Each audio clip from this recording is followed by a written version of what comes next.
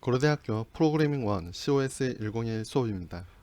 이번 시간에는 연산자와 표현식, 문장에 대해서 살펴보도록 하겠습니다. 연산자에 대해 배우기에 앞서 컴퓨터가 반복된 작업을 루프로 처리하는데 루프에 대해서 먼저 살펴보고 넘어가도록 하겠습니다. 자, 첫 번째 예제는 shoes 1.c 파일입니다. 어디 한번 보도록 합시다. 자, 다음은 이제 슈즈에 대한 예제인데 이것은 뭐냐면 이제 미국에서 이제 신발 1호, 2호, 3호 이렇게 사이즈가 있을 텐데요. 그 각 사이즈가 몇 인치인지 이제 계산을 해보려고 합니다. 그래서 지금 보게 되면 메인 함수 안에 이제 스케일이라는 것이 있습니다. 이것이 이제 홀을 이제 그 인치로 바꿔주는 역할을 하는 그 상수고요.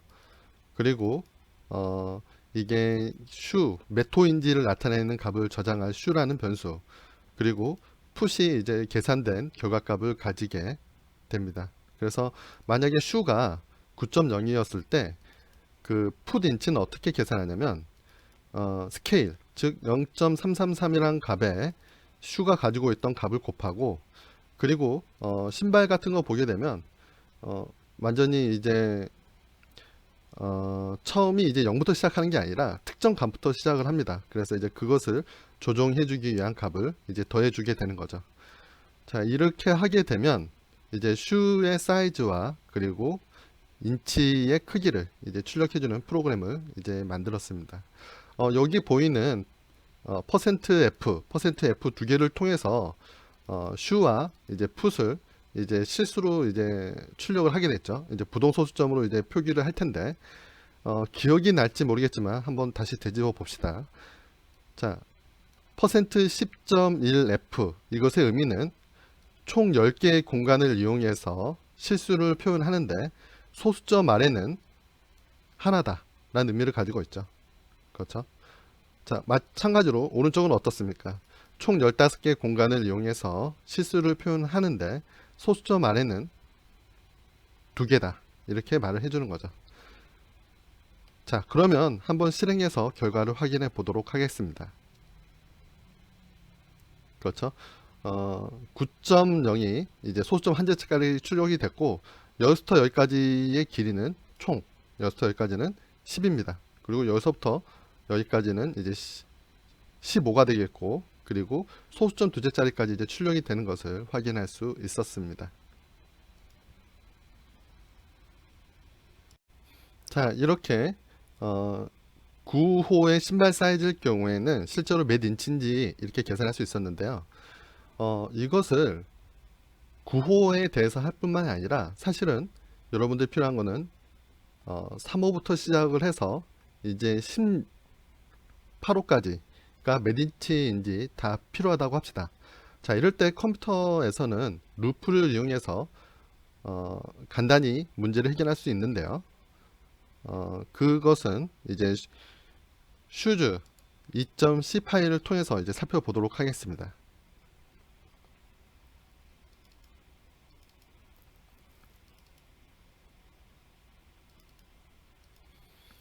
이제 저는 이 소스 코드를 이제 카피해서 메인 함수에 붙여 넣겠습니다.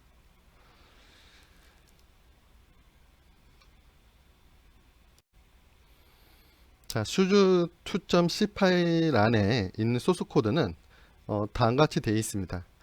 앞서 나왔던 것과 이제 달라진 부분이 하나 있는데요. 지금 이 부분이 해당되겠죠. 그래서 보게 되면 이 while 구문이라는 게 나타났습니다. 이것을 이제 루프라고 부르는데요. 어떤 내용이냐면 이 부분이 참인 동안 그 다음에 이어지는 블록, 해당 부분을 이제 계속해서 이제 수행하라는 것입니다. 자, 그렇다면 이제 어떤 식으로 이 결과가 출력이 되는지 먼저 확인해 보도록 하겠습니다. 자, 실행을 하면 다음과 같이 3호부터 이제 18호까지가 몇 인치인지 이렇게 출력하는 것을 볼 수가 있습니다. 자, 그렇다면 소스 코드를 보고 어떻게 저런 결과가 나왔는지 자세히 살펴보도록 하겠습니다. 자, 위에는 똑같습니다. 위에는 똑같고요. 이제 신발 사이즈 그리고 풋 랭스를 이제 출력하고 나서 슈는 먼저 3.0으로 초기화 됩니다. 아까 제가 Y를 해당 부분이 참인 동안 아래가 이제 실행된다 이렇게 말씀해 드렸었죠. 그래서 처음 슈는 3.0이기 때문에 18.5보다 어떻습니까? 작죠? 그렇죠. 그래서 참을 만족했습니다. 그래서 그때 해당되는 인치를 계산하고 슈와 풋의 값을 출력을 합니다. 자, 그 다음에 슈의 값에 1.0을 더합니다. 그리고 그 값을 다시 슈에 넣는 거죠. 원래 슈는 3.0이었기 때문에 이 계산 결과는 를 통해서 이제 4.0이 되게 됩니다. 자, 이렇게 한번 수행을 한 다음에는 어디로 가냐면 다시 여기로 옵니다. 여기에서 4.0은 18.5보다 작죠. 그렇죠? 이 안을 다시 한번 만족을 했기 때문에 다시 한번 4.0에 대해서 인치를 계산하고 출력을 하고 그리고 슈의 값에 대해서 이를 증가시키게 됩니다. 자, 이것은 언제까지 작업을 하는지 살펴보자면 현재 슈가 18까지 됐다고 합시다. 자, 그렇다면 그때의 인치를 계산하고 그리고 슈의 값은 어떻게 될까요? 19가 되겠죠. 그래서 18까지는 이제 출력을 한 다음에 이제 19가 되었을 때 다 끝났으니까 다시 한번 여기 옵니다. 자, 19는 이 값보다 작지가 않죠. 즉 만족하지 않는 순간 이 부분은 이제 수행되지 않고 바로 그 다음 부분, 이 부분으로 넘어가게 됩니다. 이처럼 C에서는 또는 다른 프로그래밍 언어도 마찬가지로 반복된 작업을 처리하기 위한 루프가 있습니다. 이렇게 루프를 통해서 인간이 이제 매번 일일이 계산해야 했던 것을 컴퓨터는 대량으로 처리할 수 있게 된 거죠. 그래서 루프는 컴퓨터답게 만들어주는 아주 강력한 도구입니다. 그러면 C1에서 사용할 수 있는 연산자에 대해서 살펴보도록 하겠습니다. 제일 먼저 나오는 것이 바로 대입 연산자입니다. 여러분들이 등호가 바로 대입 연산자인데요. 이 등호를 이용해서 변수의 값을 대입했었죠. 그게 바로 이제 대입 연산자였고, 그리고 덧셈 연산자가 있습니다. 뺄셈 있고요. 그리고 음수인지 양수를 나타내는지 부호 연산자가 있습니다. 그리고 곱셈 연산자가 있고 나눗셈 연산자가 있습니다. 자, 그렇다면 이제 예제를 통해서 한 번씩 보도록 하겠습니다.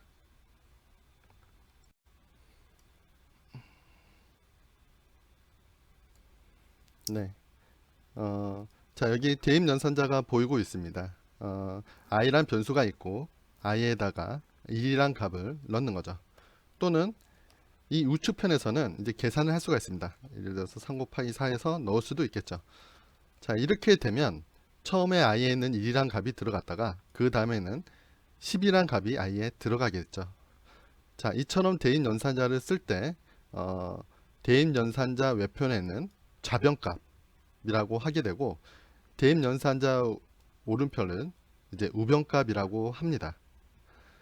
바로 이제 좌변값에는 항상 변수가 와야 되겠죠. 왜냐하면 대입 연산자의 경우에는 변수의 값을 넣는다는 것이기 때문에 좌변에는 항상 변수가 와야 되고 오른쪽에는 계산될 수 있는 값이 와야 됩니다. 또는 이런 계산식이 와야 되는 것이죠. 자, 연산자의 경우에는 이처럼 좌변과 우변 이렇게 입력으로 받아야 되는 것들이 있습니다. 그래서 이런 것들을 P연산자라고 말을 하게 됩니다. 즉 좌변값과 우변값이 바로 대입연산자의 P연산자가 되겠죠.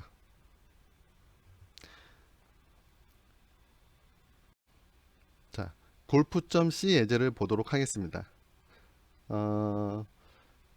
자, 여기서 이제 여러분들이 주목할 내용은 바로 대입연산자의 경우 다음과 같이 연달아 쓸 수 있다는 것입니다. 치타 타잔 제인의 이제 68이라는 이 값을 이제 넣는 건데요. 이 작업이 진행되는 순서를 보게 되면 먼저 68이란 값이 제인에 들어가고 해당 유체에는 이제 68이란 값이 남아 있게 됩니다. 그리고 이 68이 또 타잔에 들어가고 그리고 68이라는 값이 이제 치타에 들어가게 됩니다. 그렇다면 치타, 타자, 제인 모두 68이라는 값이 들어가게 되는 거죠. 이처럼 대입 연산자는 연달아 쓸 수 있기 때문에 이런 사용법에 대해서도 알아두시는 게 좋습니다. 그러면 이제 그 다음 연산자를 차례대로 살펴보도록 하겠습니다.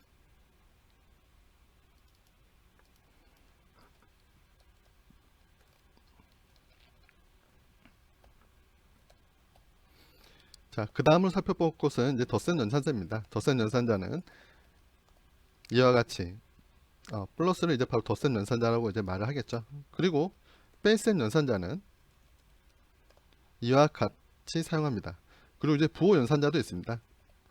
바로 i에다가 이제 마이너스 1을 넣을 때 이때 음수 양수를 나타내는 마이너스나 뭐 양수를 나타내는 플러스를 이제 사용할 수 있겠죠.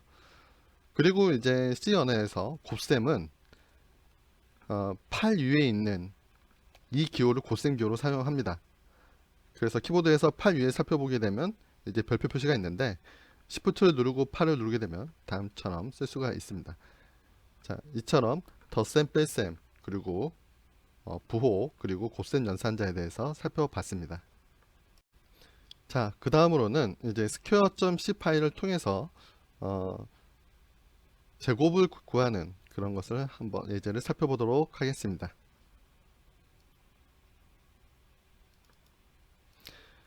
자, square.c 파일을 열었는데요.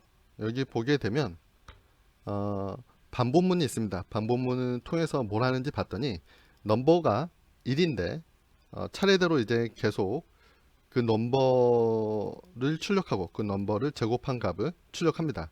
그 다음에 넘버를 하나 더 하죠. 자, 이 과정을 언제까지 하냐면 넘버가 21보다 작을 동안 반복을 하게 됩니다. 자, 그러면 이 코드를 실행하기 위해서 이 코드를 main.cpp에 복사하고 그리고 실행을 해 보도록 하겠습니다. 자, 실행된 결과입니다. 자, 1의 제곱은 1이고 2의 제곱은 4고 이 결과가 20까지 나오게 되었죠. 자, 이렇게 곱셈을 이제 자기 자신을 하게 되면 제곱이 구해진다는 것을 이제 알으셨으면 합니다. 자, 그 다음에 책에 재밌는 예제가 있어서 그걸 살펴보도록 하겠습니다. 먼저 책의 내용입니다.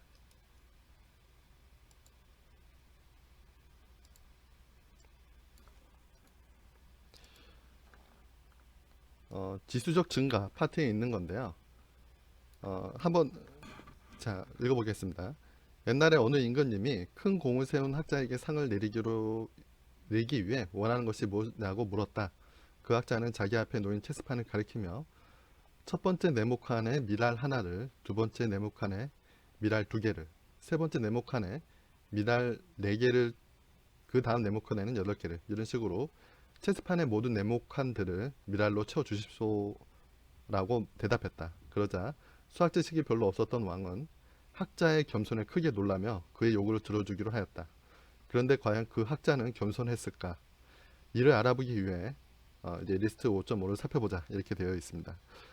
이 문제를 여러분들이 직접 프로그램을 통해서 과연 이 학자가 몇 개의 미랄을 받아 볼 건지 한번 계산해 보도록 하겠습니다. 이제 소스 코드로는 fit.c 파일입니다. 이것을 실행을 하기 위해서 이 내용 카피에다가 메인 안에 넣겠습니다. 자, 소스 코드를 살펴보도록 하겠습니다. 먼저 체스판에는 총 64개의 말을 놓을 수 있는 공간이 있습니다. 그리고 그 학자가 얼마나 많은 미를 받는지 이제 좀 이제 실감나게 표현하기 위해서 전 세계 총 밀 생산량을 여기다 나타냈습니다. 바로 2하고 0이 16개 있는 겁니다. 그리고 커런트 토탈 현재 생산 그 하나의 칸 안에 들어간 밀의 수를 나타내는 커런트, 그리고 그때까지 누적된 미랄의 수를 이제 나타내는 토탈을 합니다. 그리고 카운트를 이렇게 두고 나서 이제 어떻게 할 거냐면 이 카운트를 1부터 이제 64까지 이제 계속 증가시킬 겁니다. 증가시키면서 큐런트 가 몇인지 계산하고 그것을 이제 토탈에 이제 계속 누적시키는 작업을 할 겁니다. 자, 그렇게 하게 되면 이제 제일 처음에는 첫 번째 칸에는 미랄 하나, 그 첫 번째 그 체스판에는 미랄 하나, 그리고 토탈도 이제 1이 되겠죠. 그렇죠. 그런 다음에 그 토탈은 이제 전 세계 생산분으로 나누게 되면 이제 어느 정도 비율인지 알 수 있겠죠. 자, 이것을 이제 반복을 합니다. 이 while문 안에 이제 들어가면 이제 언제까지 반복을 하냐면 카운트가 이제 스퀘어보다 이제 작을 동안 이제 계속 반복을 하겠죠. 그래서 카운트는 여기서 이제 하나 증가되게 되고요. 그리고 current는 매번 카운트가 증가될 때마다 2배씩 이제 바뀌게 됩니다. 처음에 첫 칸에는 한 알, 두 칸에는 두 알, 그 다음 번째 칸에는 네 알, 그 다음 번째 칸에는 8알 이렇게 증가되게 되는 거죠. 이렇게 매번 한 번 반복할 때마다 이제 2배씩 이제 바뀌게 되고요. 토탈은 현 지금 있었던 토탈에다가 current를 더해서 다시 토탈에 저장을 합니다. 이렇게 되면 토탈에는 계속해서 누적된 값이 저장되겠죠. 그런 다음에 이제 출력을 하게 됩니다. 한번 실행을 해보도록 하겠습니다. 자, 실행을 해보면 이렇게 나오죠. 자, 먼저 첫 번째 칸에는 이제 미랄 하나가 있습니다. 그리고 이제 총 누적 미랄도 이제 하나가 되겠죠. 이것은 이제 전 세계 월드 생산량과 비교하면 다음과 같이 아주 작은 수가 됩니다. 자, 그리고 이제 두 번째 칸에는 두 알 이렇게 쭉 이제 증가되는 것을 볼 수가 있습니다. 보게 되면 이제 지수 표현으로 이렇게 쓰여 있죠. 그리고 이제 토탈 그레인도 이제 누적량도 이제 엄청나게 이제 증가되는 걸 볼 수가 있습니다. 그래서 마지막에 64까지 됐을 때는 증가량이 다한 것 같습니다. 그렇다면 이게 오른쪽이 이제 비율이었죠. 이 얘기는 뭐냐면 전 세계 누적 생산량의 900배, 그렇죠. 900배를 이제 학자가 이제 원하게 되는 것입니다. 자, 이와 같은 방법은 컴퓨터의 장점이라고 볼 수 있습니다. 여러분들이 앞서 그 미랄수를 계산하는데 수학을 이용해서 계산할 수도 있었을 겁니다. 수학을 이용해서 계산할 수도 있는데 그렇게 하기보다 뭐 좀 간단한 코드로 실제 그 계산을 다 해본 거죠. 그렇죠. 수학을 했을 경우에는 그 수식을 찾으려고 노력을 했을 텐데, 그렇죠. 컴퓨터의 경우에는 그 계산을 직접 해보면 되니까 이것이 또한 컴퓨터가 가진 장점이라고 볼 수 있습니다. 그래서 이러한 문제 해결 방법을 시뮬레이션을 통한 문제 해결이다 라고 말을 합니다. 그 다음으로 나눗셈 연산자를 사용해 보도록 하겠습니다. 여러분들 나눗셈 연산자를 쓸 때는 주의해야 되는 점이 있습니다. 한번 예시를 통해서 보여드리도록 하겠습니다. 정수형 i란 변수와 실수형 f란 변수 두 가지를 놔두도록 하겠습니다. 자, i는 3 나누기 2를 해서 저장하고 f에도 3 나누기 2를 해서 그 값을 저장합니다. 두 가지 값을 이제 출력해 보도록 하겠습니다. i는 정수니까 %d를 쓰고 f는 실수니까 %f를 쓰겠습니다. 자, 그리고 i f를 출력해 보도록 하겠습니다. 자, 여러분들 실행 결과를 한번 예상해 보시죠. i는 여기 오른쪽에는 실수값이 있는데 i에 그렇다면 i는 정수입니다. 그렇다면 어떤 값이 들어갈까요? 오른쪽에는 1.5라는 실수값이 있는데 정수로 한다면 어떤 값이 들어갈까?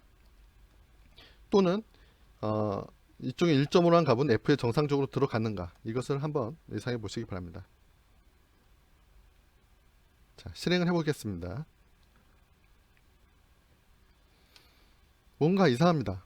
1과 1.0이 나왔습니다. 왜 1.5가 아니고 1이 나왔을까요? 다시 한번 코드를 보고 설명드리도록 하겠습니다. C 언어에서는 실수값을 먼저 정수에 넣을 때는 버림을 하게 됩니다. 그래서 1.5에서 버림을 해서 1만이 i에 들어가게 되는 거죠.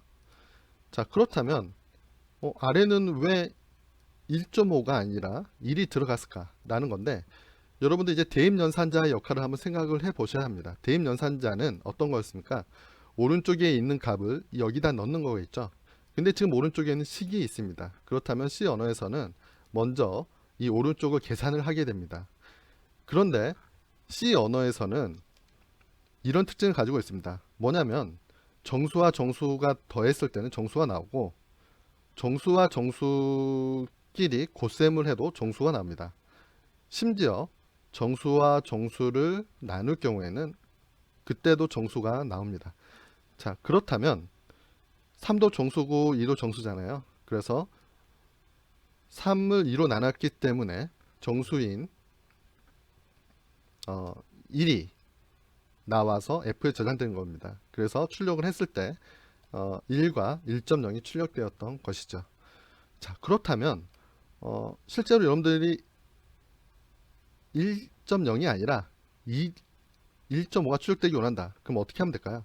이 표현을 실수 표현으로 바꾸면 됩니다. 실수 표현은 이렇게 뒤에 0을 더 넣어주기만 하면 됩니다. 그러면 3.0 실수를 2.0으로 나눴기 때문에 어떻게 될까요? 1.5가 나오게 되고, 실수와 실수를 나누면 실수가 나오는 거죠. 그래서 그 값이 F에 저장되고 F에는 1.5가 정상적으로 출력될 겁니다. 이렇게 말이죠. 자, 그런데 C 언어에서는 좀 더 다르게 사용할 수도 있습니다. 자, 이렇게 사용해도 이 F에는 1.5가 저장될 것이고요. 또는 이렇게 뒤쪽에만 실수로 만들어도 마찬가지로 F에는 실수값이 저장됩니다. 그 얘기는 뭐냐? C 언어에서는 타입이 같을 때는 그 타입으로 나오고, 만약에 정수와 실수, 이 경우에는 실수가 훨씬 더 넓은 표현이 되겠죠. 좁은 표현과 넓은 표현이 있을 경우에는 넓은 표현으로 자동으로 맞춰져서 그 값이 출력된다는 것입니다. 그래서 여러분들이 나눗셈을 할 때는, 즉 실수값을 원할 때는 이렇게 뒤에 0을 쓰는 습관을 가지시는 게 좋습니다. 또 한 가지 주의해야 될 점이 있습니다. 예시를 통해서 한번 보여드리도록 하겠습니다. 제가 앞서서 정수의 경우 버림을 한다 그랬었죠. 실수값이 있었을 경우에. 자, 이것을 한번 보도록 하겠습니다. 자, 이렇게 하고 출력을 할 때랑, 자, 이렇게 해서 이제 출력을 할 때, 자, 한번 값을 예상해 보시기 바랍니다. 자, 위에는 1.5이기 때문에 뭐 1이 출력이 되겠죠. 자, 이것은 마이너스 1.5입니다. 그러면 이때 출력되는 값은 무엇일까요? 마이너스 1일까요? 아니면 마이너스 2일까요? 자, 버림이라는 의미를 생각해 보시면 됩니다. 그 소수점 아랫부분을 버린다 그랬죠. 그래서 이 경우 마이너스 1.5가 입력으로 들어왔을 때는 이것을 계산하면 정수를 이제 바꾸게 되면 마이너스 1이 됩니다. 소수점 아래를 아예 버리는 거죠. 자, 실행해서 결과를 확인해 보도록 하겠습니다. 자, 1과 마이너스 1이 나왔습니다. 자, 여기서 이제 여러분들이 항상 기억해야 될 건 이겁니다. 정수와 정수의 덧셈, 뺄셈, 곱셈, 나눗셈은 정수가 나온다 라는 것이죠. 그래서 이러한 이제 예외 주기까지 여러분들이 이제 주의해 주셔야 되는 것입니다. 앞서 살펴봤던 연산자들 사이에 우선순위가 있습니다. 지금 아래 표에는 연산자들의 우선순위에 따라서 이제 나열되어 있는데요. 제일 우선순위가 높은 연산자는 바로 이제 괄호 연산자입니다. 그래서 괄호 안에 있는 표현식이 제일 먼저 실행이 되게 됩니다. 그리고 쭉 보게 되면 제일 우선순위가 낮은 것은 바로 대입 연산자입니다. 즉 우측에서 값이 계산된 다음에 계산이 끝난 맨 마지막에 그 값이 좌변에 있는 변수에 저장되는 형태이기 때문에 대입 연산자가 우선순위가 제일 낮을 수밖에 없습니다. 자, 그리고 그 안을 이제 살펴보게 되면 이제 플러스하고 마이너스가 있는데, 이것은 덧셈 뺄셈이 아니라 부호를 나타내는 연산자입니다. 그러니까 양수인지 음수를 나타내는 연산자인 거고, 그 다음으로 우선순위가 높은 게 곱셈과 나눗셈입니다.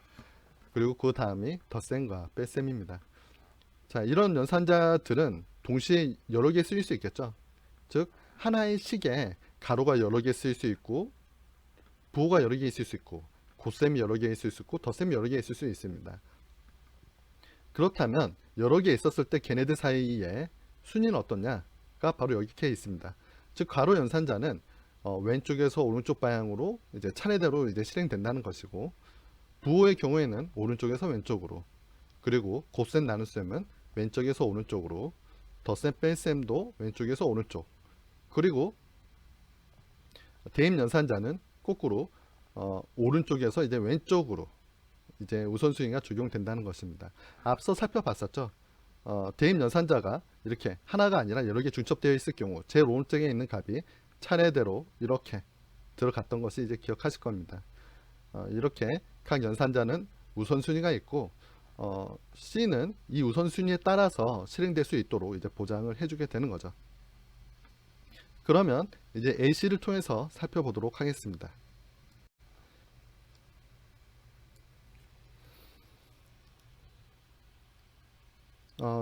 여기에 수식을 하나 적어 놨는데요.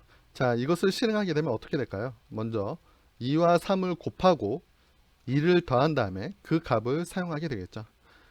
자, 여기에서 여러분들이 1 플러스 2의 우선순위를 높이고 싶으면 이처럼 괄호를 넣어주면 됩니다. 그러면 먼저 이 값을 더한 다음에 3을 곱하게 되겠죠. 그렇죠. 자, 그리고 앞서서 마지막으로 이제 대입 연산자 얘기가 나왔었죠. 그래서 i란 변수가 있고 j, k란 변수가 있습니다. 그리고 i, j, k 에다가 3이란 값을 넣는다고 합시다. 자, 그렇다면 3이란 값이 먼저 k에 저장되고, 그죠? 그 다음에 3이란 값이 j에 저장되고, 그리고 3이란 값이 i에 저장되게 됩니다. 그리고 이런 것도 있었죠. 이렇게 카피해서 넣게 되면 연산자 우선순위 제일 높은 게 여기서 어떤 것입니까? 여기서 제일 높은 것은 바로 괄호가 되겠죠. 그래서 괄호가 먼저 수행되고, 먼저 그래서 3이 나오게 됩니다. 그 다음 우선순위 높은 게 곱셈이죠. 그래서 3과 3을 곱합니다. 그럼 이제 9라는 값이 있을 거고, 그런 다음에 우선순위가 높은 것은 대입 연산자입니다. 그래서 9라는 값이 i에 저장되게 됩니다. 이처럼 C 프로그램은 연산자 우선순위에 의해서 이제 작동된다는 것이 보장됩니다.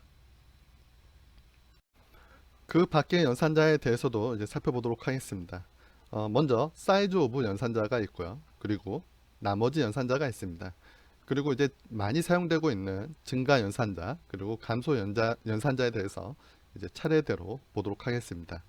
먼저 예시를 통해서 사이즈 오브 연산자에 대해서 살펴보도록 하겠습니다.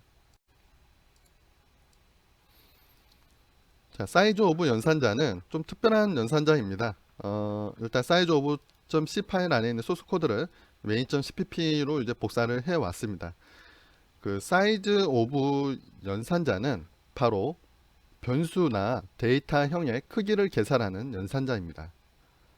변수나 데이터형 모두 다 크기를 계산할 수 있는데 사용 방법은 아래와 같습니다. 지금 여기 보면 n이라는 변수가 있습니다. 그래서 size of n을 하게 되면 이 n의 크기가 나오게 됩니다. 또는 size of 하고 가로 열고 이렇게 int 하게 되면 바로 int의 크기를 알려줘서 저장해 주게 됩니다. 자, 그렇다면 n이라는 변수는 int형이었죠. 그렇죠. 그래서 size of n을 하게 되면 어떤 값이 나올까요? 바로 4바이트이기 때문에 4라는 값이 나오게 됩니다. 마찬가지로 int도 크기가 4이죠. 그래서 int 사이즈도 이제 4가 됩니다. 그래서 이 코드를 실행하고 그 결과를 보도록 하겠습니다. 자, n은 0이고 n은 4바이트고 all int 4바이트다 라는 얘기가 출력이 되었습니다. 여기서 이제 size of 같은 경우에는 여기서는 이제 함수와 같은 용법으로도 사용되었지만 연산자처럼 가로 없이도 사용될 수 있습니다. 여기서도 이 n이라는 거 앞에 이렇게 함수와 같은 느낌으로 이제 쓸 수도 있습니다. 그렇기 때문에 좀 사이즈 오브는 좀 특수한 연산자라고 보셔도 될 것 같습니다. 단지 좀 하나 안 되는 것이 있는데 사이즈 오브로 이제 인트의 크기를 이제 계산할 때는 이렇게만 할 수 있다는 겁니다. 이렇게 공백을 제거했을 때는 이제 컴파일상 에러가 납니다. 즉 자료형의 크기를 알 때는 이렇게 함수 형태로 이제 사이즈 오브를 써야 되고, 그렇지 않고 이제 변수의 크기를 알 때는 이렇게 함수 형태가 아니라 연산자처럼 가로 없이 사용해도 됩니다. 그리고 여기 보이는 사이즈 t라는 것은 자료형인데 바로 사이즈를 저장하기 위한 자료형입니다. 뭐 인트라 생각해도 이제 별 무리가 없으니까 이제 사이즈를 저장하기 위해서는 사이즈 t라는 자료형을 쓴다는 것을 기억해 주시기 바랍니다. 자, 그 다음으로 살펴볼 것은 나머지 연산자입니다. 나머지 연산자는 바로 %입니다. 한번 사용해 보도록 하겠습니다. 자, 7을 3으로 나눈 나머지를 알고 싶을 경우에는 이렇게 %를 이용하면 됩니다. 자, 이것의 실행 결과는 얼마일까요? 네, 1이겠죠. 자, 실행해 보도록 하겠습니다. 네, 1이 나온 것을 알 수가 있습니다. 그런데 나머지 연산자의 경우 좀 더 생각해 볼 만한 것들이 있습니다. 자, 이제 네 가지 예시를 이제 보여줄 텐데요. 7을 마이너스 3으로 나눈 나머지, 그리고 마이너스 7을 3으로 나눈 나머지, 마이너스 7을 마이너스 3으로 나눈 나머지는 어떻게 되는지 한번 보도록 하겠습니다. 좀 더 시각적으로 잘 보이기 위해서 여기에 그 내용도 이제 출력해 보도록 하겠습니다.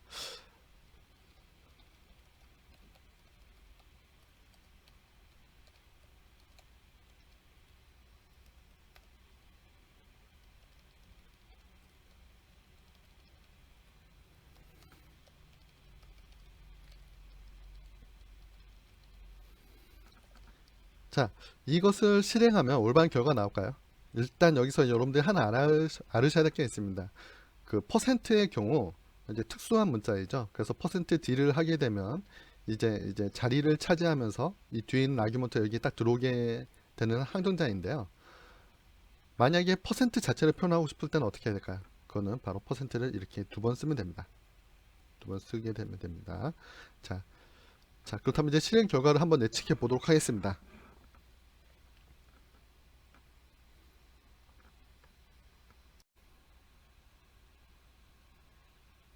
자, 예측이 되었다면 한번 실행해서 결과를 확인해 보도록 하겠습니다.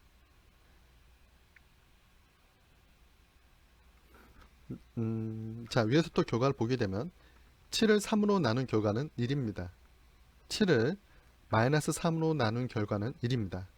자, 3으로 나누거나 마이너스 3으로 나누거나 그 결과는 똑같습니다. 뭐 부호가 바뀌었을 경우에는 어차피 그 마이너스 2를 곱해서 나눴다 볼 수가 있겠죠. 그렇죠. 그렇기 때문에 똑같은 결과가 나옵니다. 자, 그런데 마이너스 7을 3으로 나눴을 경우에는 마이너스 1이라는 결과가 나옵니다. 자, 이 경우에는 마이너스 7을 넘지 않은 0부터 증가시켜가면서 마이너스 7을 넘지 않은 수가 뭐가 있습니까? 바로 마이너스 6인 거죠. 그래서 마이너스 7과 마이너스 6의 차이는 마이너스 1이니까 그 값으로서 마이너스 1이 나오게 된 겁니다. 자, 마이너스 7을 마이너스 3으로 나눈 나머지는 마이너스 1입니다. 그러면 나머지 연산자를 이용해서 유명한 예제를 하나 살펴보도록 하겠습니다. 그 min.sec.c 파일을 이제 볼 텐데요. 이제 소스 코드를 카피해 와서 자, 여기다 이렇게 넣겠습니다. 자, 이 코드는 뭐냐면 나머지 연산자를 이제 언제 쓸 수 있는지에 대한 어플리케이션인데요. 여러분들은 이제 초를 입력받게 됩니다. 한 뭐 1000을 넘는 이런 초를 입력받았을 때 그 초가 몇 분 몇 초인지 이제 나누어서 출력을 해주는 그런 어플리케이션이 되겠습니다. 자, 실행해 보도록 하겠습니다. 자, 예를 들어서 여러분들이 3000을 입력하게 되면 3000은 50분이다 이렇게 출력을 하고, 만약에 여러분들이 3100을 입력하면 3100은 51분 40초다 이렇게 출력하는 어플리케이션이 됩니다. 종료하고 싶을 때는 0을 입력하고 종료를 하게 됩니다. 자, 그렇다면 이 어플리케이션은 어떻게 만들어야 될까요? 자, 먼저 1분이 몇 초인지를 나타내는 60이라는 상수값을 정의했습니다.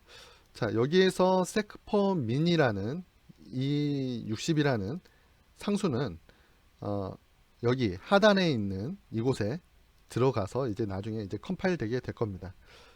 자, 프로그램이 실행되면 메시지와 함께 이제 총초를 입력받습니다. 스캔앱을 통해서 총초를 입력받고요. 이제 반복을 하는데 언제까지 반복을 하냐면 그 입력받은 초가 0보다 클 동안만 계속 반복을 하게 되는 거죠. 자, 반복을 받으면 일단 그 입력받은 초를 위에서 정의한 60으로 나눠서 분을 구하고 60으로 나눈 나머지를 이용해서 초를 구합니다. 이런 식으로 하게 되면 총 초가 몇 분 몇 초로 이제 나누어서 이제 계산이 된 거죠. 그래서 그걸 출력하고 그 다음에 한 번 더 이제 메시지를 출력하고 그 다음 초를 입력받는 식으로 만들었습니다. 이렇게 하게 되면 계속 반복해서 초를 입력받고 그것이 몇 분 몇 초인지 출력을 하게 되겠죠. 그래서 이런 식으로의 어플리케이션 하나 봤는데 이것은 좀 더 응용해서 이렇게도 될 수 있습니다. 총 초를 입력받고 이 초가 몇 시간 몇 분 몇 초가 되는지 계산하는 것이죠. 그래서 한번 생각해 보시길 바랍니다. 그 다음으로 살펴볼 것은 이제 증가 연산자입니다. 증가 연산자는 이제 플러스 같은 것을 이제 증가 연산자라고 말을 하는데요. 이제 예제를 통해서 살펴보도록 하겠습니다. 그 add1.c에 있는 소스 코드를 카피해서 한번 실행해 보도록 하겠습니다. 자, 이 코드를 보게 되면 두 개의 변수가 있습니다. 울트라하고 슈퍼가 있는데 둘 다 0의 값으로 초기화가 되어 있습니다. 자, 슈퍼가 5보다 작을 동안 계속 반복하는데요. 뭘 반복하는지 봤더니 슈퍼는 1이 증가되고 울트라도 1이 증가됩니다. 지금 여기 보이는 플러스 기호가 바로 이 슈퍼하고 울트라 값을 하나 증가시킨다는 표현입니다. 증가시킨다는 표현 할 때 플러스가 뒤에 있어도 되고 앞에 있어도 됩니다. 그 둘의 작동 방법은 좀 다르긴 하지만 값을 증가시킨다는 점에서는 같습니다. 그 차이점에 대해서는 그 다음 예제를 통해서 살펴볼 테니까 이 둘 다 슈퍼 값을 하나 1 증가시키고 울트라 값을 1 증가시킨다. 지금은 그렇게 이해하시면 될 것 같습니다. 그렇게 해서 이제 while문 안에서 슈퍼와 울트라 값을 출력을 하게 됩니다. 자, 이것을 슈퍼가 5보다 작을 때까지 계속하기 때문에 5번 출력이 되게 되겠죠. 자, 실행한 결과를 보겠습니다. 슈퍼와 울트라 값이 1부터 시작을 해서 5까지 출력이 될 수 있었던 것을 확인할 수 있습니다. 자, 그렇다면 그 다음 postfree.c 소스 코드를 통해서 앞에 써져 있는 것과 뒤에 써져 있는 것이 어떤 차이가 있는지 살펴보도록 하겠습니다. 자, 여기 보게 되면 4개의 변수가 있습니다. A, B, post, free B가 있네요. 그래서 A post는 A 뒤에 증가 연산자가 붙었고 free B는 B 앞에 증가 연산자가 붙었습니다. 자, 그렇다면 이제 한번 생각을 해봅시다. post는 A하고 플러스가 되어 있습니다. 자, 그렇다면 A는 현재 1이기 때문에 1이 증가된 A는 이제 2로 되고 A++ 통해서 A는 2가 되고 그 값이 A 포스트에 저장될 거라 생각됩니다. 그렇죠. 그럼 마찬가지로 B도 현재 1이 있기 때문에 B 값이 증가돼서 2가 되고 그 2라는 값이 프리 B에 저장될 것으로 생각됩니다. 자, 그렇다면 이 값을 실행해서 확인해 보도록 하겠습니다. 뭔가 이상합니다. 보게 되면 A의 최종값은 2가 됐는데 A 포스트에는 1이란 값이 저장되어 있습니다. B의 최종값도 2가 됐고 하지만 프리비에는 2라는 값이 저장되어 있습니다. 이제 여기서 의문점은 이게 되겠죠. 왜 A 포스트가 2가 되지 않고 1이냐라는 것이죠. 자, 다시 한번 소스 코드로 돌아가 보겠습니다. 소스 코드를 보게 되면 A 포스트 같은 경우에는 증가 연산자가 뒤에 있었다는 차이가 있었습니다. 반면에 B의 경우에는 증가연산자가 앞에 있었죠. 자, 증가연산자가 뒤에 있을 경우에는 A의 값을 먼저 사용하고, A의 값은 뭐가 있었죠? 1이 있었죠. 그래서 A의 값 1을 먼저 포스트에 넣은 다음에 그 다음에 A의 값을 증가시키게 됩니다. 이게 증가연산자가 앞에 있는 거하고 뒤에 있는 거와 앞에 있는 거의 차이가 여기서 발생한다 보시면 됩니다. 뒤에 있을 경우에는 먼저 사용을 하고 그 값을 하나 증가시킨다, 이렇게 보시면 됩니다. 이것은 이렇게 생각하면 쉽게 외울 수 있습니다. 플러스가 뒤에 있을 경우에는 먼저 사용하고 그 다음에 바꾼다. 플러스가 앞에 있으면 먼저 값을 증가시키고 그리고 그 값을 사용한다, 이렇게 생각하시면 됩니다. 자, 그리고 증가 연산자뿐만 아니라 마이너스와 같은 감소 연산자도 있습니다.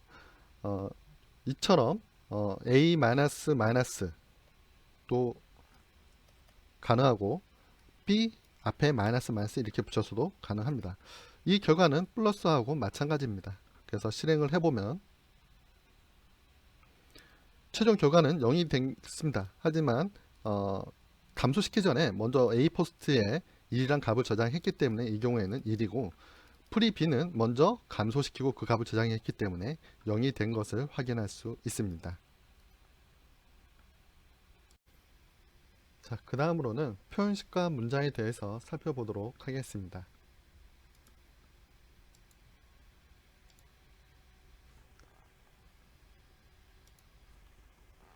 책에 있는 교재를 보고 좀 더 설명을 드리도록 하겠습니다. 196페이지입니다.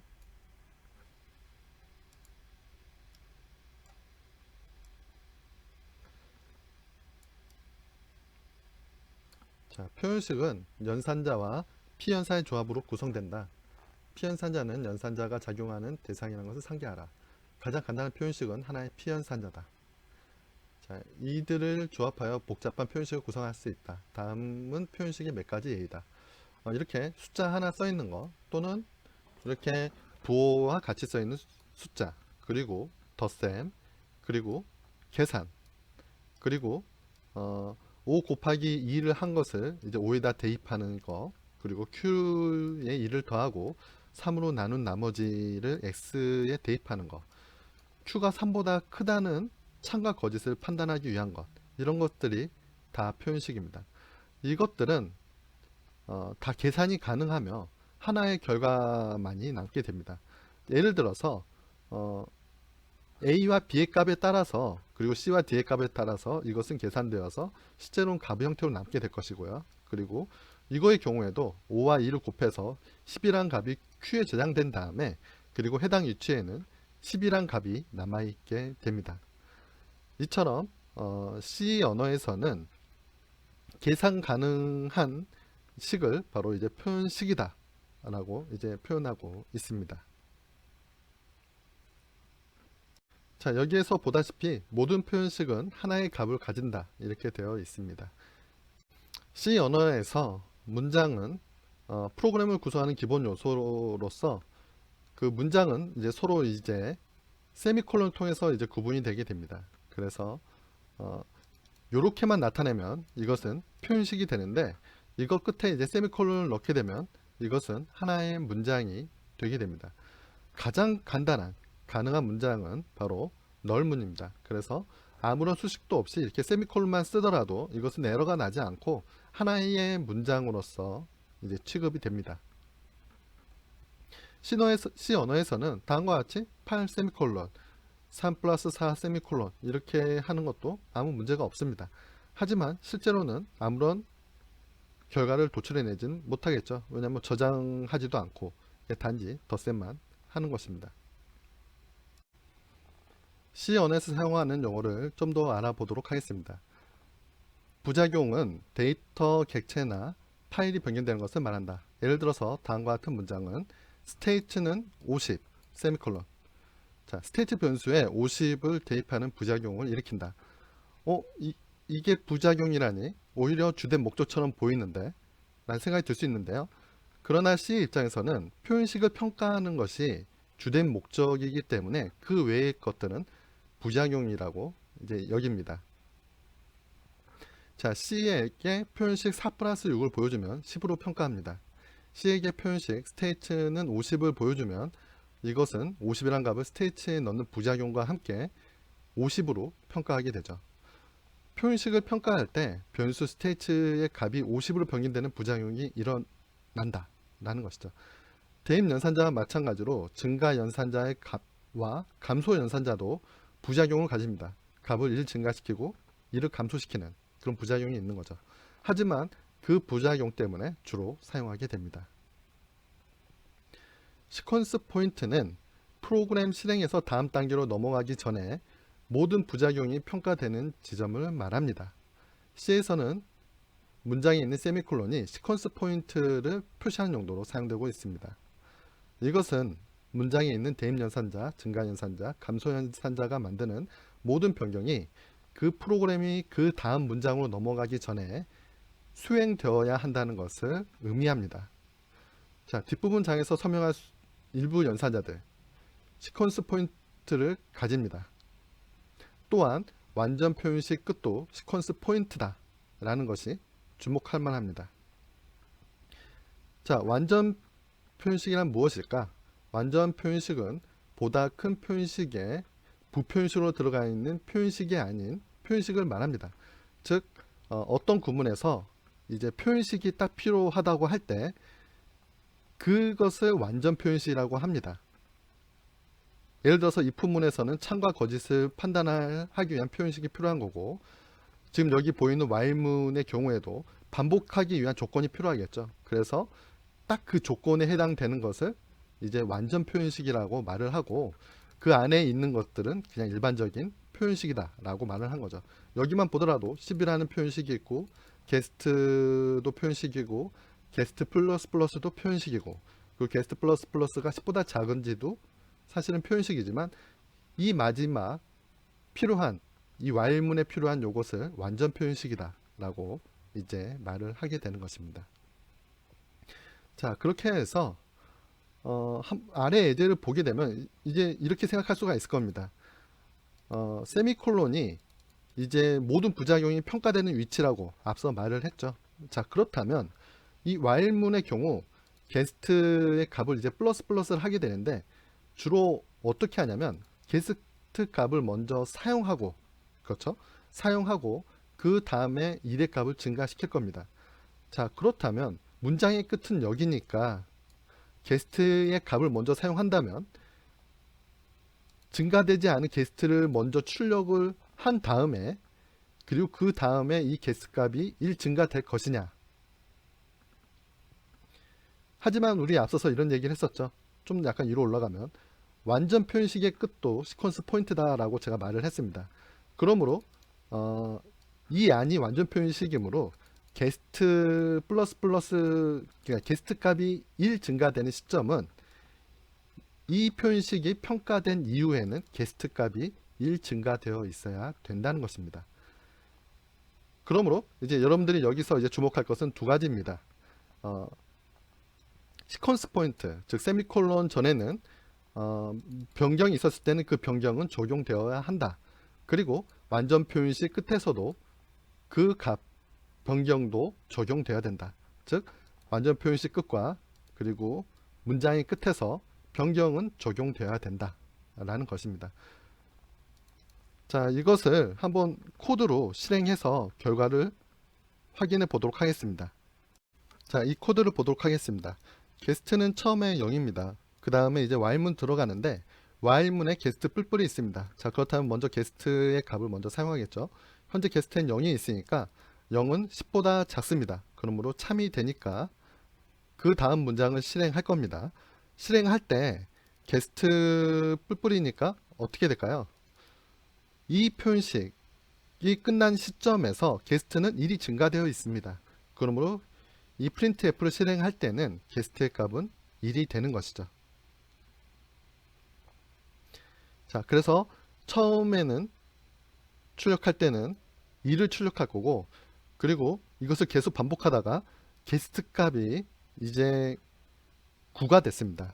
자, 9일 때는 10보다 작으니까 어떻게 될까요? 참이죠. 그래서 아래로 내려가는데 뿔뿔에 의해서 게스트의 값은 어떻게 될까요? 10이 되죠. 그렇다면 마지막으로 10을 출력하게 되는 거죠. 실행해 보도록 하겠습니다. 1부터 10까지 정확하게 출력된 것을 알 수가 있습니다. C 언어에서 복합문은 2개 또는 그 이상의 문장들이 중괄호로 묶여 있는 것을 말합니다. 이것을 블록이라고도 합니다. 다음 코드를 보고 살펴보도록 하겠습니다. while문은 이제 반복을 하기 위한 것인데요. 지금 이 경우에는 반복을 하나의 문장에 대해서만 하고 있습니다. 근데 만약에 여러분들이 하나의 문장이 아니라 여러 문장에 대해서 반복을 하고 싶다고 한다면 아래처럼 하나의 문장이 아니라 그 위치에 이렇게 중괄호를 넣어서 그 안에 문장을 넣으면 됩니다. 그렇다면 while문은 해당 조건이 만족하면 아래 내용들을 이제 반복하게 됩니다. 이처럼 블록은 문장이 들어갈 위치에 들어가서 그것이 한꺼번에 수행되는 역할을 할 수 있습니다. C 언어에는 다양한 자료형이 있습니다. 일반적으로 연산에서는 동일한 자료형이 사용되어야 되지만 만약에 서로 다른 자료형이 들어왔고 그 자료형 간에 어느 정도 호환이 있다고 한다면 낮은 등급의 자료형이 높은 등급의 자료형으로 바뀌어서 연산되곤 합니다. 그러면 예제를 통해서 살펴보도록 하겠습니다.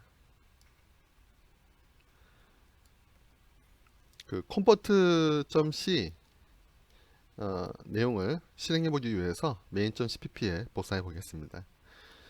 지금 여기 보이는 것은 이제 문자 자료형이 있고요. 그 다음에 정수 자료형 그리고 실수형 자료형이 있습니다. 아래와 같이 지금 서로 다른 자료형임에도 불구하고 먼저 문자를 ch에 넣고 그 값을 int에도 넣고 그 다음에 실수에도 넣어도 이것은 컴파일 에러가 나진 않습니다. 보통 낮은 등급의 자료형이 높은 등급의 자료형으로 바뀌었을 때 그 기준은 대체로 크기라던가 데이터 범위, 표현 범위에 따릅니다.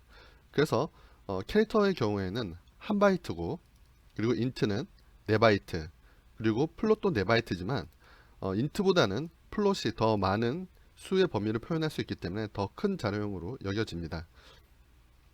그래서 낮은 자료형을 높은 등급의 자료형으로 바꿨을 때 데이터 손실이 발생하지 않기 때문에 이런 것들이 가능하게 되는 것입니다.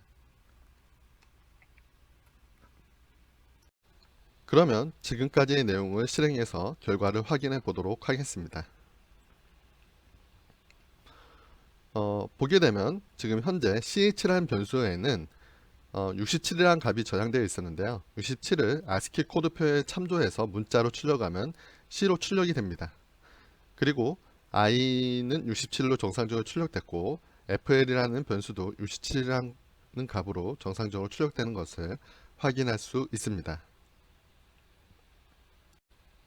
앞서서 서로 자료형이 다를 경우 형변환이 이루어진다고 했었는데요. 이 예제를 통해서도 확인할 수가 있습니다. 이 ch는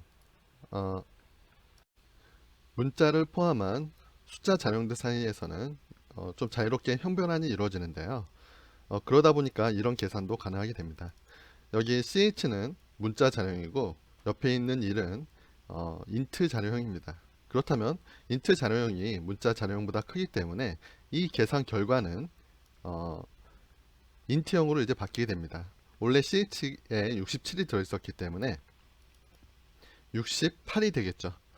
자, 그러면 int 자료형인 68이 다시 캐릭터 자료형, 문자 자료형으로 이제 들어갈 때는 크기가 맞지 않습니다. 이쪽은 4바이트, 이쪽은 1바이트가 되겠죠. 자, 이 경우에는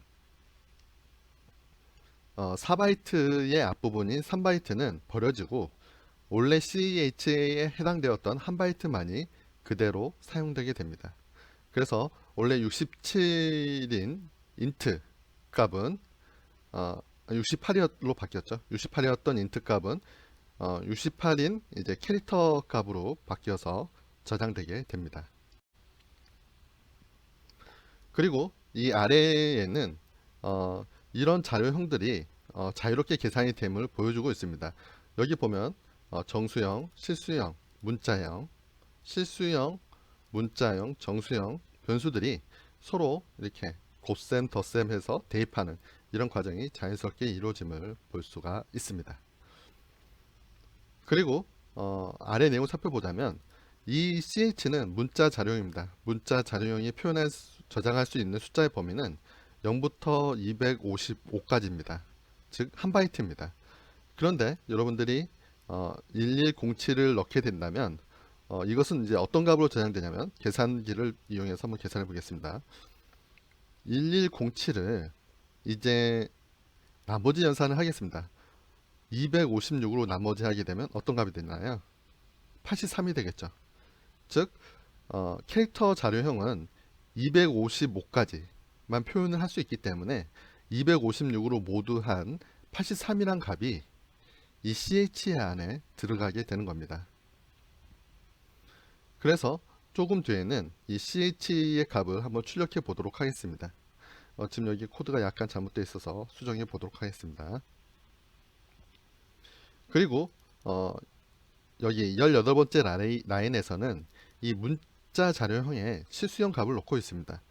이럴 경우에는 정수 부분만이 이 문자 안에 들어가고 소수점 아랫부분은 이제 없어지게 됩니다. 자, 그러면 실행해서 결과를 확인해 보도록 하겠습니다. 네, 그 S라는 문자로 이제 바뀌었고요.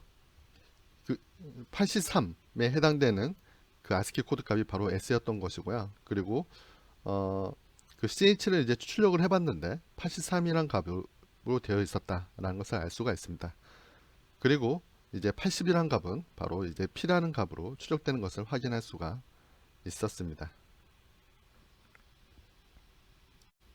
이러한 형변화는 함수를 호출할 때도 흔히 일어나게 됩니다. 그러면 pound.c 파일을 보면서 한번 실습을 해 보도록 하겠습니다. 일단 pound.c에 있는 내용을 main.cpp에 복사해서 그 결과를 확인해 보도록 하겠습니다. 여기에는 전과 마찬가지로 int, 캐릭터, 플롯형의 자료형이 있습니다. 그런 다음에 pound라는 함수를 호출하는데요. pound라는 함수는 아래에 있습니다. pound는 함수는 int 값을 받아들여서 그 개수만큼 샵을 출력하고 이제 엔터를 출력하는 그런 프로그램입니다. 그래서 일단 이 프로그램을 실행한 결과를 확인해 보도록 하겠습니다. 네, 이렇게 이제 실행되는 것을 확인할 수 있었고요. 이제 코드를 보면서 이제 다시 한번 그 내용을 확인해 보도록 하겠습니다. 파운드 함수는 3번 호출됐습니다. 호출했는데 처음에는 times라는 값이 넘겨져서 실행됐었고, 그 다음에는 ch라는 값이 넘겨져서 실행됐습니다. 그 다음에는 이 f라는 변수의 값이 넘겨져서 실행됐는데, 보면 처음에 아까 출력이 됐던 결과를 확인해 보면 샵이 첫 줄에 5번이 있었습니다. 그래서 전달받은 이 times 값을 이 pound가 이용해서 올바르게 샵의 개수를 출력했다 볼 수 있습니다. 그리고 이제 ch라는 값이 전달되었을 때는 원래 이 pound는 int형의 자료를 원하지만 실제 전달된 것은 캐릭터형이었죠. 그럴 경우에는 자동으로 형 변환이 이루어지게 되는데, ch라는 문자는 정수값으로 33입니다. 우리는 그것을 이제 ASCII 코드를 이용해서 확인할 수 있는데요. 그 33이라는 값이 전달되었기 때문에 샵이 총 33번 출력됐었던 것입니다. 그리고 그 다음에는 f 값이 전달되는데 이 f는 6이라는 값을 담고 있습니다. 그래서 이 실수값도 정수형으로 이제 변환되면서 6으로 잘 전달되어 6번의 샵이 출력된 것을 알 수 있습니다. 다시 한번 실행해서 결과를 확인해 보도록 하겠습니다. 네, 5번과 6번이 있습니다. 그 다음으로 러너에게 유용한 예제 프로그램을 하나 살펴보도록 하겠습니다. 좀 복잡해 보이긴 하는데요. 먼저 실행해서 어떠한 프로그램인지 먼저 보도록 하겠습니다. 먼저 이제 러너가 이제 달린 거리를 킬로미터로 입력하라고 합니다. 그래서 2km 달렸고 2km 달리는데 약 10분 30초가 걸렸다 라고 이렇게 입력을 하면 이렇게 출력합니다. 러너는 2km 달렸고 10분 30초가 걸렸다. 그래서 러너는 1마일을 8분 28초에 달린 것이다. 저는 킬로미터로 입력을 했기 때문에 그것을 마일 단위로 이제 바꿔야 되겠죠. 그래서 마일을 이제 8분 26초에 달리는 속도였던 것이고, 그리고 평균 스피드는 7.1 mph다. 그러니까 1시간 안에 몇 마일을 달리는 속도로 당신이 달렸다라는 것을 이야기해 주는 겁니다.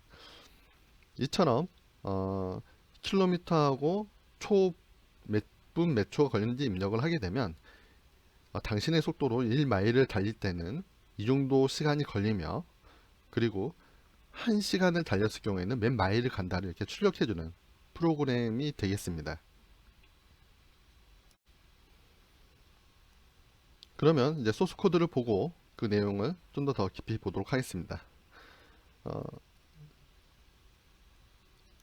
소스 코드 상단에는 이제 1분이 이제 몇 초인지, 그리고 1시간이 몇 초인지, 그리고 1km가 몇 마일인지를 나타내는 상수가 상단에 있습니다. 보통 이렇게 변수들은 메인 함수 밖에도 이렇게 위치할 수가 있는데요. 보통 이런 변수들을 전역 변수라고 합니다. 이 전역 변수들은 모든 함수들이 이용할 수 있기 때문에 보통 상수값들을 이렇게 상단에 배치해서 전역 변수로 만들어 두곤 합니다. 그럼 이런 전역 변수들은 보통 이제 상수, 즉 바뀌면 안 되는 값들이기 때문에 이것은 바꿀 수 없는 값이다 라는 것을 알려주곤 하는데요. 그 키워드가 바로 콘스트입니다. 만약에 이렇게 상수로 정의된 값을 소스 코드 내에서 바꾸려고 한다면 실제로 컴파일 시 에러가 발생하게 됩니다. 보게 되면 벌써 밑줄이 그어지면서 수정할 수 없다 이렇게 나오죠. 이처럼 수정할 수 없는, 그러니까 일반적으로 알려져 있는 값들은 상수로 취급해서 이렇게 프로그램 상단에 위치시켜 주는 게 일반적으로 통용되는 방법입니다. 자, 이제 코드를 보겠습니다. 다양한 변수들이 있는데요. 사용자가 입력한 값도 저장을 해야 되고, 그것을 1마일에 대응되는 속도, 그리고 1시간에 대응되는 거리를 표현하기 위한 변수들이 많이 존재합니다. 자, 그러면 프로그램 코드를 계속 보면 먼저 printf를 통해서 메시지를 출력을 합니다. 그런 다음에 사용자가 입력한 킬로미터 거리를 입력받고요. 그리고 몇 분, 몇 초를 입력받습니다. 자, 그 다음에 하는 것은 사용자가 입력한 분을 이제 초 단위로 바꿔서 저장할 겁니다. 그래서 민에다가 60을 곱해서 거기다가 세크를 더하면 사용자가 이동한 시간이 이제 초 단위로 이제 바뀌어서 저장이 되겠죠. 그래서 이 타임은 분초가 이제 초 단위로 바뀌어서 한꺼번에 묶여서 저장됐습니다. 그리고 사용자가 입력한 킬로미터는 마일 퍼 K를 통해서 곱해지게 되면 마일 단위로 바뀌게 됩니다. 그런 다음에 디스턴스를 타임으로 나눕니다. 그렇다면 1초에 이동한 거리가 나오겠죠. 마일 단위의 거리가 나올 텐데 이것을 우리는 1시간 안에 얼마나 이동하는지 알고 싶기 때문에 거기에 s per h, 즉 3600을 곱합니다. 그렇게 되면 1시간에 총 몇 마일을 가는지가 나오게 되겠죠. 자, 이렇게 1시간에 총 몇 마일이 나온지 계산을 했다면 이제 남은 것은 mph 겁니다. 1시간 안에 뭔가 틀렸다. 그러면 소스 코드를 살펴보도록 하겠습니다. 여러분들이 이 소스 코드를 이해하려면 먼저 두 가지 개념을 알아야 되는데요. 그것은 전역 변수라는 개념과 그리고 콘스트라는 키워드의 역할입니다. 전역 변수란 원래 변수들은 함수 내부에 위치하고 합니다. 이렇게 변수들이 위치하는데 때로는 이런 변수들이 함수 밖에 이렇게 위치할 때도 있습니다. 보통 함수 안에 있는 변수들은 함수 밖에서는 그 변수를 사용할 수는 없습니다. 그런데 만약에 여러분들이 그 변수를 이렇게 함수 밖에 이렇게 메인 위쪽에 위치시켜 놓는다면 이 변수들은 모든 함수에서 사용할 수 있는 변수가 됩니다. 이게 전역 변수입니다. 그리고 콘스트란 키워드의 역할은 뭐냐면 이 변수가 한번 선언되고 그 뒤로는 수정이 되지 않게, 즉 리드 온리 상태로 만들어 준다는 것을 보장해주는 키워드입니다. 자, 예를 들어서 1분이 몇 초인지를 나타내는 이 as per anim이라는 이 변수를 수정해 보도록 하겠습니다. 여기 하단에서 여기에 100이란 값을 넣어 보면 이것은 허용되지 않는다고 밑줄이 그어진 것을 확인할 수가 있습니다. 이처럼 프로그램에서 변경되지 않는 값들은 주로 const 키워드를 통해서 상단에 위치시키며, 그리고 전역 변수로 만들어서 모든 함수들이 이용할 수 있게 해주는 게 전통적인 관례입니다. 그러면 소스 코드를 좀 더 깊이 살펴보도록 하겠습니다. 여기 메인 함수 안에 보게 되면 다양한 변수들이 있는데요. 사용자들이 입력한 값들도 저장을 해야 되고, 그리고 사용자 1마일을 가는데 몇 초가 걸리는지 계산도 해야 되고, 1시간 안에 몇 마일을 가는지도 이제 계산해야 되기 때문에 그거와 관련된 변수들이 이렇게 위치하고 있습니다. 프로그램 시작과 동시에 사용자가 입력한 값들을 읽어드립니다. 몇 킬로를 이동했는지 distance k라는 변수를 통해서 저장을 하고요. 몇 분이 걸렸는지, 그리고 몇 초가 걸렸는지를 사용자로부터 입력을 받습니다. 그 다음 분과 초 단위로 입력했던 시간을 좀 초 단위로 변환을 하려고 합니다. 그렇다면 분에다가 60을 곱해서 기존에 있던 초하고 더하게 되면 초 단위에 걸린 시간이 되겠죠. 그래서 이 타임이란 변수에는 총 걸린 초가 저장되게 됩니다. 그리고 사용자가 입력한 킬로미터 거리는 마일 퍼 K를 통해서 마일 단위로 바꿔서 저장을 합니다. 그래서 디스턴스 K는 킬로 단위의 거리, 디스턴스 M은 마일 단위의 거리다, 이렇게 생각하시면 될 것 같습니다. 그렇다면 마일 단위의 거리를 총 걸린 초로 나눠준다면 바로 1초에 몇 마일을 가는지가 나오겠죠.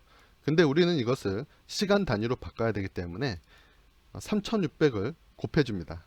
그렇다면 1시간 안에 이동하는 거리가 나오겠죠. 그래서 그 거리를 rate라는 변수에 저장합니다.